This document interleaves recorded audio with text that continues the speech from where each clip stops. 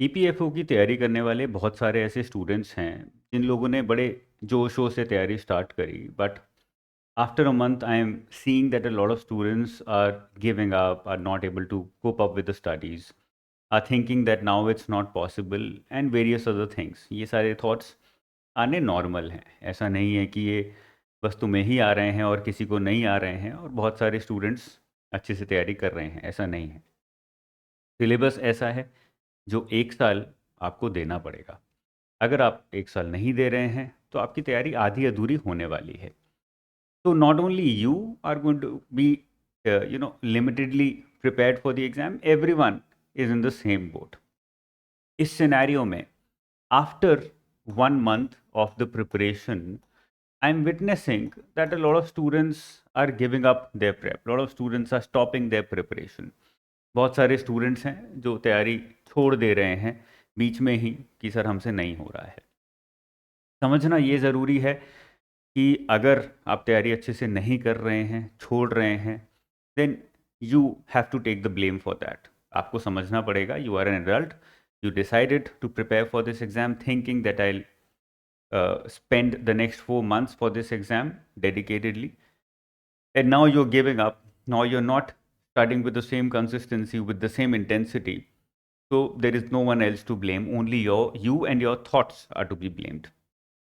But अगर वो है भी, इन दैट सिनेरियो ऑल्सो समझना ज़रूरी है कि क्यों ऐसे थॉट्स आ रहे हैं, and can I do anything about it और नॉट। क्या मैं कुछ कर सकता हूँ? Can I get rid of these thoughts?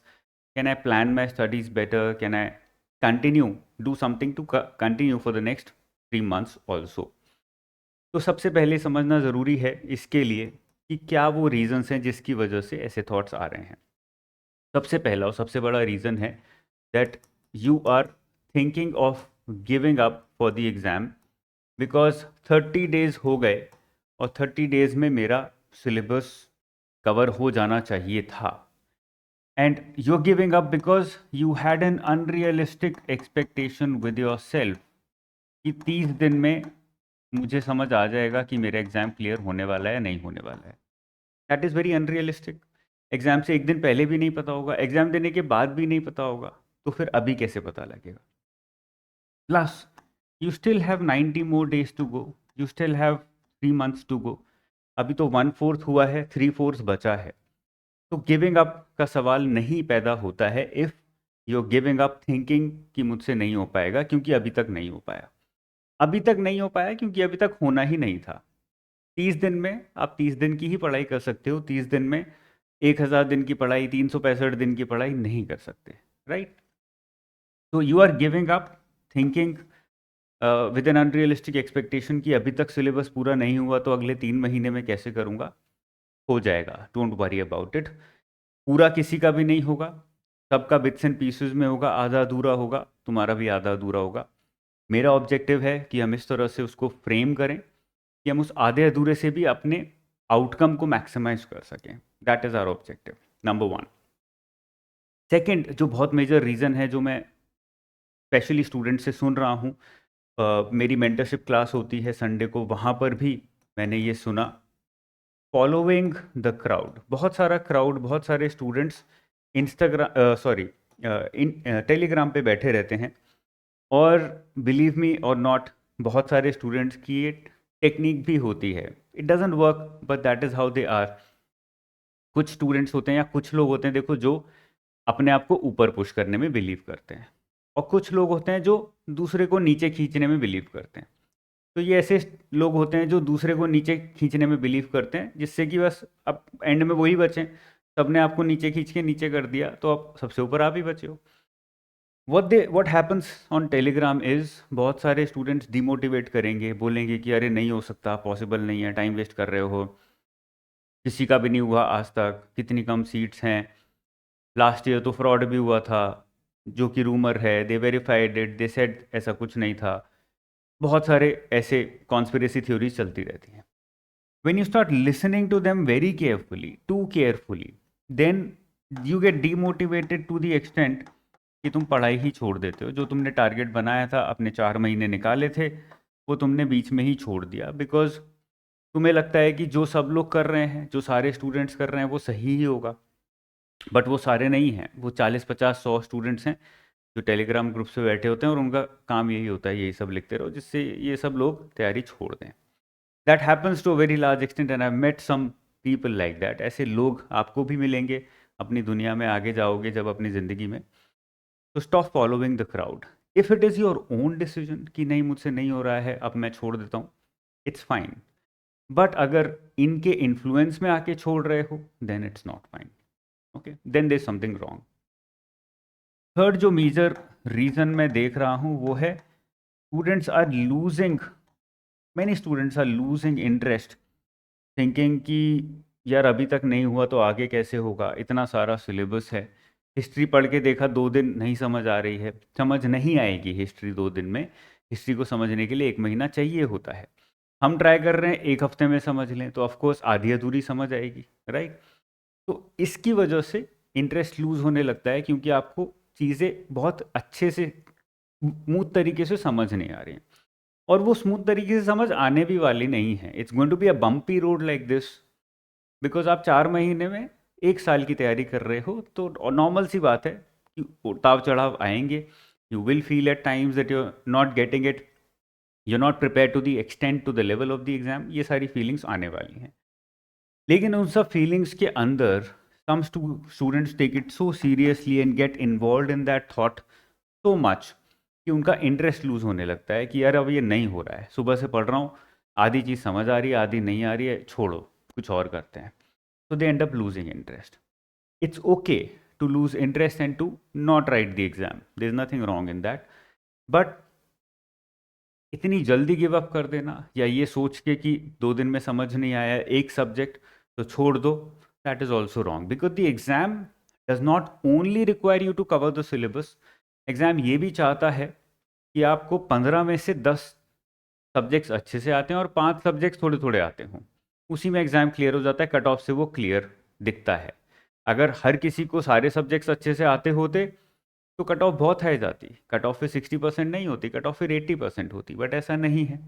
इसीलिए नहीं है क्योंकि तुम्हारी तरह सबका इंटरेस्ट लूज हो रहा है, सारे सेम बोट में बैठे हैं, सेम नाव में तैर रहे हैं, तो इसलिए सभी एवरीबडी और majority of the students are fine with this कि ठीक है इंटरेस्ट लूज हो रहा है, कोई बात नहीं, धीरे धीरे धीरे धीरे जैसे जैसे सिलेबस कंप्लीट होगा इंटरेस्ट मेरा बढ़ेगा भी। ओके, और एक और रीज़न है, लास्ट रीज़न है, और ये बहुत इंपॉर्टेंट रीज़न है कि बहुत सारे स्टूडेंट्स ने ये सोचा, they thought that it's an easy exam. उनको लगा कि आसान है, हो जाएगा, सब बोल रहे हैं आसान है, बट अब लग रहा है कि यार उतना आसान भी नहीं है। मैंने तो सोचा था बहुत आसानी से हो जाएगा, हिस्ट्री तो इतना बड़ा है, कॉन्स्टिट्यूशन तो इतना बड़ा है, ठीक है ना। तो उस जब वो रियलिटी चेक मिलता है, रियलिटी शॉक लगता है, lot of students are not able to take that shock, lot of students give up because उन्होंने पहले सोचा था बहुत आराम आराम से निकल जाएगा, ये तो हलवा है, अब रियलाइज हुआ हलवा तो नहीं है यार, मुश्किल है, खिचड़ी जैसा है, हलवे जैसा तो नहीं है। तो because you thought that it's too easy and you will be able to make it, you had that again unrealistic expectation और you did not know the reality, now you're thinking that it's not going to happen, but it will happen, it takes time. हर चीज़ में time लगता है, जैसे खाना बनाने में टाइम लगता है, बॉडी बनाने में टाइम लगता है, ऐसे यहाँ पर भी टाइम लगता है। 30 दिन में आपने अगर 4-5 सब्जेक्ट्स कर लिए हैं, 4 सब्जेक्ट्स भी कर लिए हैं आधे अधूरे, you are on a very good journey, बहुत अच्छा चल रहा है। 4 subjects plus quant reasoning English जो 3 सब्जेक्ट्स और हो जाते हैं, जो कि मैं बोल रहा हूँ अपने स्टूडेंट्स को कि भाई रोज़ करो इसको, ठीक है ना। आप करंट अफेयर्स में 3 घंटे मत लगाओ, क्यूआरई में 3 घंटे लगाओ, ज़्यादा पे ऑफ मिलेगा। तो क्या होगा, अगले 30 दिन जो हैं, 15 से 30 दिन, उसमें आप 3-4 सब्जेक्ट्स और निपटा लोगे, पूरे पूरे नहीं, आधे अधूरे, थोड़ा उल्टा सीधा ही होगा बट हो जाएगा। उसके बाद स्टार्ट होगी आपकी रिपीट करने की साइकिल, और साथ के साथ रिवर्स लर्निंग की साइकिल, जिसमें क्वेश्चंस के थ्रू जितना ज़्यादा सीख सकते हो सीखोगे। मैं यहाँ पे एक एग्जांपल देना चाहूँगा और उसके साथ क्लोज करेंगे इस डिस्कशन को, क्योंकि बहुत सारी बार मैं इसकी इंपॉर्टेंस बता भी चुका हूँ।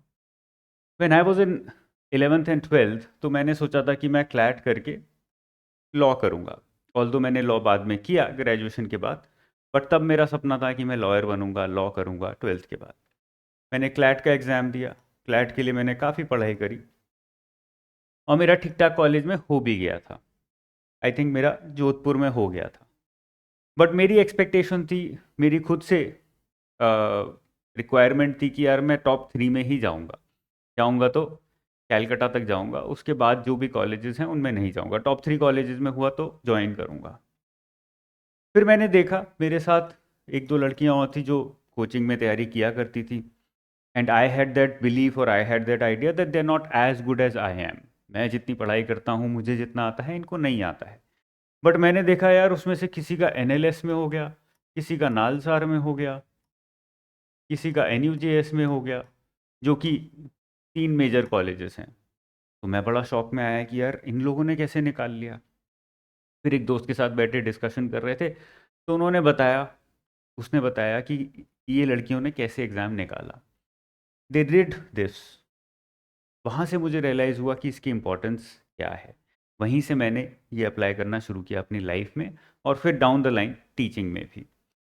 उन्होंने क्या किया, एक मोटी किताब आती थी लॉ की उस टाइम पे, तब भी बहुत ख़राब थी, आज भी बहुत ख़राब है, बहुत एरर्स हैं, बट उसमें क्वेश्चंस बहुत हुआ करते थे। उसमें 10-15 हज़ार क्वेश्चंस की वो एक बढ़िया किताब थी।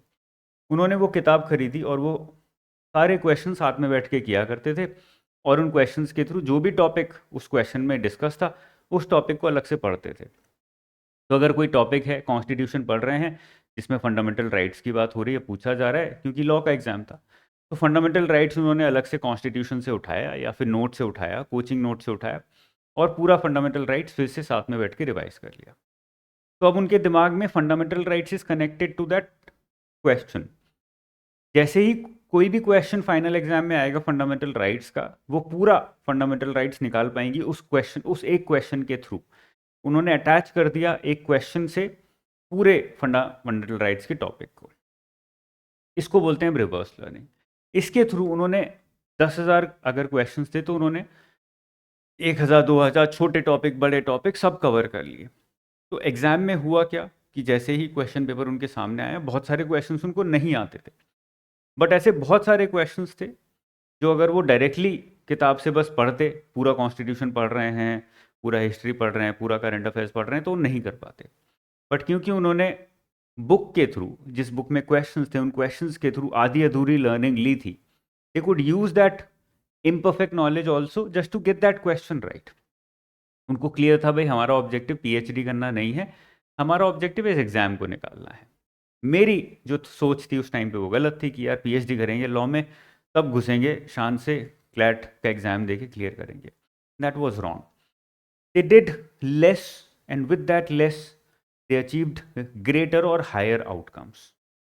ये एग्जाम भी सिमिलर है, क्योंकि जस्ट बिकॉज यहाँ पर आपको 90 दिन 120 दिन में इतने सारे सब्जेक्ट्स पढ़ने हैं, और उन सब्जेक्ट्स को पढ़ने के बाद एग्जाम को निकालना है। तो इस सिनेरियो में आधी अधूरी लर्निंग, बिट्स एंड पीसेस में सीखना, क्वेश्चंस के थ्रू सीखना is going to be very very useful.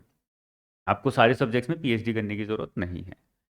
With that let's close the session. I am very sure बहुत सारे स्टूडेंट जो गिव अप कर चुके हैं, सोच रहे हैं नहीं हो रहा है, उनको एक रियलिटी चेक मिला होगा कि यार इतना बुरा हाल भी नहीं है, कुछ चीज़ें शायद मैंने की भी हैं।